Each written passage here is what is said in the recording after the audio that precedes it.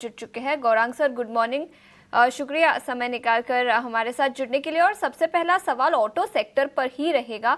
पिछले हफ्ते सबसे बड़ा सेक्टोरल लूजर था ऑटो सेक्टर, और उसमें एमएनएम यहाँ पर सबसे ज़्यादा गिरावट पिछले हफ्ते दिखी थी। रिपोर्ट्स आई है कि टेस्ला की एंट्री हो सकती है, कंपटीशन बढ़ती हुई नजर आएगी इलेक्ट्रिक व्हीकल स्पेस में, जिसके चलते एमएनएम जैसे एग्जिस्टिंग प्लेयर्स को नुकसान होता हुआ नजर आ सकता है। तो ऑटो सेक्टर पर आपकी क्या राय होगी? आज कुछ ब्रोकरेज रिपोर्ट्स आई है जहां पर ब्रोकरेज हाउसेस का मानना है कि गिरावट के बाद अब खरीदारी के मौके बन सकते हैं। क्या आपका भी यही मानना होगा? धन्यवाद आपका। सभी को प्रणाम और शुभ प्रभात हमारे तरफ से। तो एक कहावत है हिंदी में, कितने गाजी आए कितने गाजी गए। देखिए, इसके पहले, टेस्ला के पहले हमने फोर्ड को देख लिया, हमने जनरल मोटर्स को देख लिया।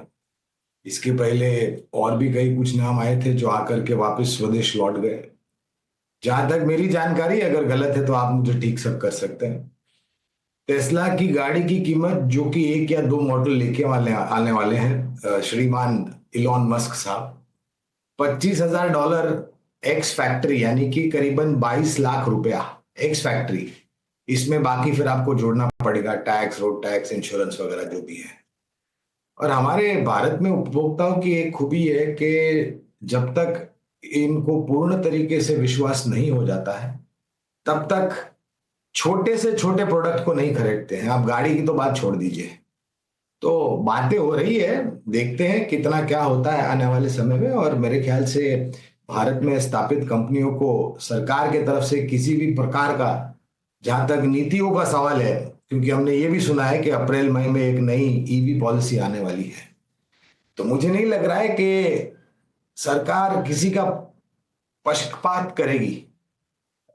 एक संतुलन बना करके नए नियम वाली पॉलिसी आएगी ईवी की, और मेरे ख्याल से सभी दावेदारों को एक मौका मिलेगा हिस्सेदारी लेने का और मार्केट में अपना शेयर बढ़ाने का।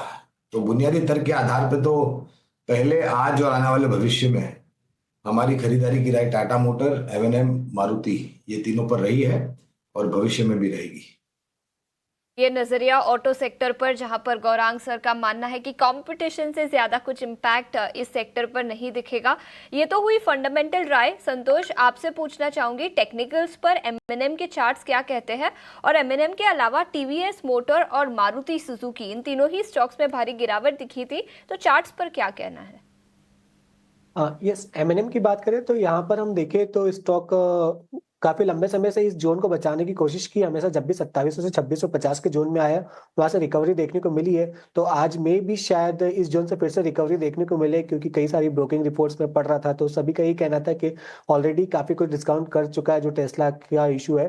तो अब यहाँ से एक रिकवरी आ सकती है। तो मेरे हिसाब से 2600 के स्टॉप लॉस से खरीदारी की जा सकती है। 2600 ब्रेक करेगा तो फिर एक रिस्क इमर्ज होगा, बट फॉर टाइमिंग एक रिस्क रिवॉर्ड फेवरेबल है चार्ट स्ट्रक्चर के हिसाब से भी। मारुति की बात करें तो मारुति भी मुझे लगता है कि अब उस जोन के आसपास आ रहा है जहां से खरीद की जा सकती है, क्योंकि ये 12,200 के आसपास बहुत ही अच्छा इसका डिमांड जोन है, और वहीं इसका 200 दिन का मूविंग एवरेज भी आ रहा है। तो बोथ मारुति और एमएनएम मुझे करंट लेवल पर अट्रैक्टिव नजर आ रहे हैं। टीवीएस मोटर की बात करें तो टीवीएस मोटर में अभी स्टॉक साइडवेज है, यहाँ क्लियर ट्रेंड नहीं है, ये अपने सारे मूविंग एवरेजेस के नीचे ट्रेड कर रहा है। तो यहाँ फिर भी थोड़ा रिस्क है कि स्टॉक शायद और नीचे जा सकता है। नीचे शायद शायद आपको 2200 रुपए तक के भी लेवल देखने को मिले। 2200 के आसपास आता है तो वो एक अच्छा सपोर्ट एरिया होगा जहां पर खरीदारी कर सकते हैं। बट अभी फिलहाल के लिए मुझे एमएनएम और मारुति रिस्क रिवॉर्ड के हिसाब से फेवरेबल नजर